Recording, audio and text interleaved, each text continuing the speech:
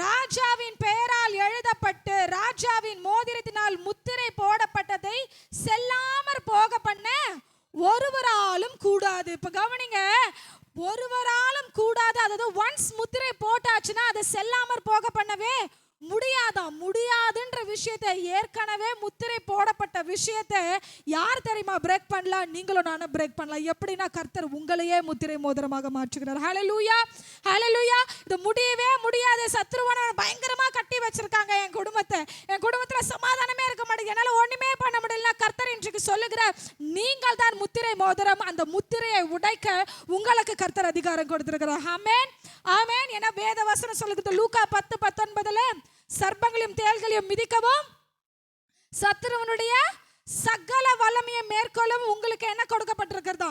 அதிகாரம் கொடுக்கப்பட்டிருக்கிறது. இன்றைக்கு நம் குடும்பத்திற்காக, நம்ம குடும்பத்தின் மீது பிசாசானவன் போட்ட முத்திரையை உடைக்க உங்களாலேயும் என்னாலையும் கூடும். ஆமென். இன்றைக்கு கர்த்தர் உங்களுக்கு சொல்லுகிறார், என்னால கூடவே கூடாது, இதுக்கு நான் தனியா நான் இதுக்குன்னு நிறைய பிரயாசங்கள் எடுக்கணும் அப்படின்னா கர்த்தர் உங்களுக்கு சிம்பிளா ஒரு விஷயம் சொல்லி கொடுக்கிறார். நீங்களே முத்திரை மோதிரமா இருக்கிறீங்க. உங்களுடைய அதிகாரத்தை நீங்க என்ன பண்ணணுமா? பயன்படுத்த வேண்டும். ஹல்லேலூயா. மொர்தெகாயின் கையில முத்திரை மோதிரம் போன பிற்பாடு என்ன பண்ணா? ராஜாவின் முத்திரையை செல்லாமற் போக பண்ண கூடாதுதான், ஆனா அவன் கூட செய்தான். ஹல்லேலூயா. அதை முடிய செய்தான்.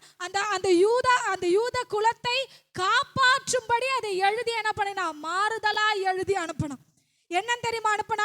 அந்த நாளில நீங்கள் எல்லாரும் மற்ற காரியங்களை கொள்ளையிட்டு கொள்ளலாம், சந்தோஷமா இருக்கலாம்னு சொல்லி எழுதி அனுப்பினானோ. அப்போ கர்த்தருடைய அதிகாரத்தை உங்களுக்கு எனக்கும் என்ன பண்றாரு? ஆண்டவர் கொடுத்திருக்கிறார். எப்படின்னா நீங்களும் நானும் முத்திரை மோதிரமாக இருக்கிறோம். ஆமென்.